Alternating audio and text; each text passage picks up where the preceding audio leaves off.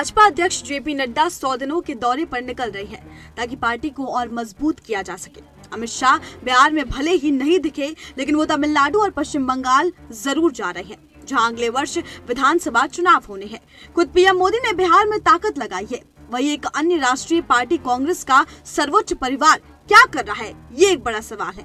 राहुल गांधी और सोनिया गांधी गोवा में है, तो प्रियंका गांधी शिमला में छुट्टियां मना रही है।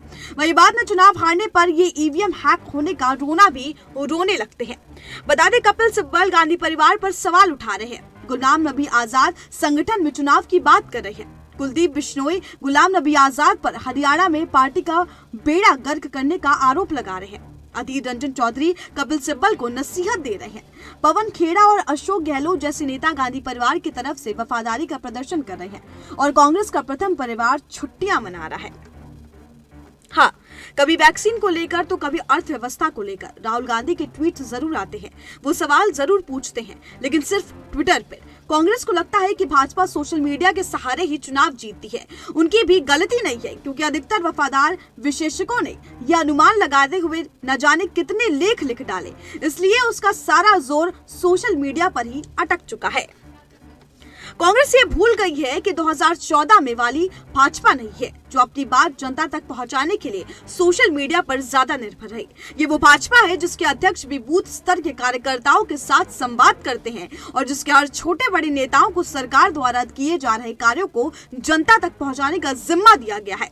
बता दें, काम की गूंज जनता तक पहुंच रही है, क्योंकि काम हुआ है। हर योजना के बारे में जनता को जानकारी देने पर भाजपा नेताओं कार्यकर्ताओं का जोर है। बता दें, जेपी नड्डा पंजाब, तमिलनाडु, केरल और पश्चिम बंगाल जैसे राज्यों में भाजपा को मजबूत करने का इरादा लेकर 100 दिनों के लिए निकले हैं और इस दौरान वो न सिर्फ नेताओं और बुद्धिजीवियों बल्कि बूथ स्तर कार्यकर्ताओं के साथ भी बैठक करेंगे। इन चारों राज्यों में 2021 में विधानसभा चुनाव होने हैं। अमित शाह ने भाजपा अध्यक्ष रहते हुए पार्टी की कमजोरी मजबूती को समझने के लिए जिस प्रक्रिया को शुरू किया था, नड्डा उसे आगे बढ़ा रहे हैं। बिहार विजय के साथ जिस तरह से नरेंद्र मोदी ने पार्टी कार्यकाल पर नड्डा जी आगे बढ़ो, हम आपके साथ है नारा लगवाया, उससे भाजपा और कांग्रेस का स्पष्ट अंतर पता चलता है। एक में नए नेता को आगे बढ़ाते हुए उसका उत्साहवर्धन किया जाता है, जबकि दूसरे में एक परिवार दशकों से राज कर रहा है। नितिन गडकरी, राजनाथ सिंह, अमित शाह और अब जेपी नड्डा। भाजपा में संगठन का दायित्व अलग अलग लोगों के पास रहा है, जबकि कांग्रेस एक ही जगह अटकी हुई है। जेपी नड्डा का आधिकारिक प्रयास दिसंबर के पहले सप्ताह से शुरू हो गया और उससे पहले वो अपनी कर्म भूमि हिमाचल प्रदेश पहुंचे। वो उत्तर पूर्वी राज्यों में भी जाएंगे और एक एक दिन का प्रवास करेंगे। एक और बात ध्यान देने लायक है कि कोरोना काल में भाजपा के अधिकतर कार्यकर्ताओं को सेवा कार्य लगाया गया है। पीएम से लेकर अध्यक्ष तक सभी बार आग्रह कर रहे थे कि वो लोगों की मदद करें। अब जब कोरोना वैक्सीन को लेकर चीजें फाइनल स्टेज में है, तो भाजपा ने भी चुनावी गतिविधियां तेज कर दी है। दिल्ली में हुए विधानसभा चुनावों में पार्टी को हार मिली, उसके बाद कोरोना की लहर आ गई। महामारी के बीच ही बिहार में चुनाव हुए और पार्टी को आगे बढ़ने के लिए बड़ा आत्मविश्वास मिला। वो बिहार राजद में बड़ा भाई बन गया। अब जब ये चीजें खत्म हो गई हैं, तो संगठन को और ज्यादा सशक्त करने पर काम किया जा रहा है। खबरों में यहाँ तक कहा जा रहा है कि भाजपा अध्यक्ष न सिर्फ अपनी पार्टी के नेताओं बल्कि हर राज्य में एनडीए के दूसरे दलों के नेताओं से भी मुलाकात करेंगे, ताकि गठबंधन में बेहतर साम्राज्य बने। और अब शिवसेना और अकाली दल भाजपा छोड़ गई है। कोई आरोप न दोहरा सके कि पार्टी अपने सहयोगी दलों के बारे में नहीं सोचती। जेडीयू से 1.5 गुना ज्यादा सीटें आने के बावजूद बिहार में नीतीश कुमार को मुख्यमंत्री बनाकर भाजपा ने ये दिखा दिया कि सोनिया गांधी और राहुल गांधी एक प्राइवेट विजिट पर शुक्रवार को गोवा पहुंचे हैं। कहा जा रहा है कि वो दिल्ली की जहरीली हवा से बचने के लिए पुनः स्वास्थ्य लाभ के लिए गोवा गए। बताया गया है कि सोनिया गांधी को डॉक्टरों ने सही सलाह दी है। साउथ गोवा में वो एक रिजॉर्ट में रह रही है। इससे पहले वो 2019 लोकसभा चुनाव के दौरान भी गोवा में प्राइवेट विजिट पर आई थी। जी हाँ, चुनाव के दौरान वो छुट्टियां मना रही है। यहाँ हम इस बात पर टिप्पणी नहीं कर सकते कि किसी को स्वास्थ्य लाभ के लिए कहाँ जाना चाहिए और कहाँ नहीं, या फिर डॉक्टरों की सलाह माननी चाहिए या नहीं। सवाल ये है कि जब आपसे पार्टी की गतिविधियों में सक्रियता नहीं हो सकती, तो आप कांग्रेस के अध्यक्ष क्यों बनी हुई है? राहुल गांधी पार्टी के सर्वोपरि क्यों बने हुए हैं? आप कोई प्राइवेट कंपनी नहीं है। जनता ने आपको विपक्ष की भूमिका सौंपी है। जिम्मेदारी सिर्फ सत्ता पक्ष की ही नहीं होती, बता दें, पश्चिम बंगाल में विधानसभा चुनाव होने हैं। वहां पार्टी के खराब प्रदर्शन के बाद फिर ओवैसी को गाली दी जाएगी।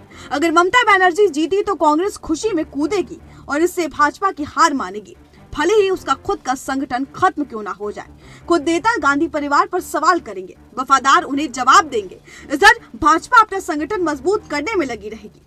अंत में यही है कि सारे विपक्षी दल मिलकर ईवीएम का रोना रोएंगे। ऐसे में सवाल है कि प्रियंका गांधी कहाँ है? उन्हें उत्तर प्रदेश की जिम्मेदारी दी गई है, लेकिन सबसे रोचक बात यह है कि पिछले 1 साल से वो यूपी कांग्रेस के मुख्यालय में नहीं गई हैं। अगस्त में भी उनके अपने दोस्तों के साथ शिमला में कुछ दिन रही थी। राहुल गांधी भी हाल ही में कुछ दिन वहां जाकर रहे। 8000 मीटर की ऊंचाई पर स्थित इस कॉटेज के आसपास घने सुनहरे जंगल हैं। प्रियंका गांधी 80 लोकसभा सीट वाले यूपी को छोड़कर वहां रह रही है। अब वो दिन दूर नहीं जब अन्य विपक्षी राजनीतिक दल कांग्रेस पर भाजपा की बी टीम होने का आरोप लगाएंगे और आज ओवैसी की एआईएमआईएम को वोट कटवा बताने वाली कांग्रेस तब वहां भी अपना अस्तित्व बचाने के लिए जूझती रही है, जहां आज उसकी सरकार है। पंजाब कैप्टन अमरिंदर सिंह की उम्र अधिक हो गई है और वहां की जीत उनकी ही थी, क्योंकि बीच चुनाव में पार्टी को उनका अपना चेहरा बनाने के लिए मजबूर होना पड़ा था।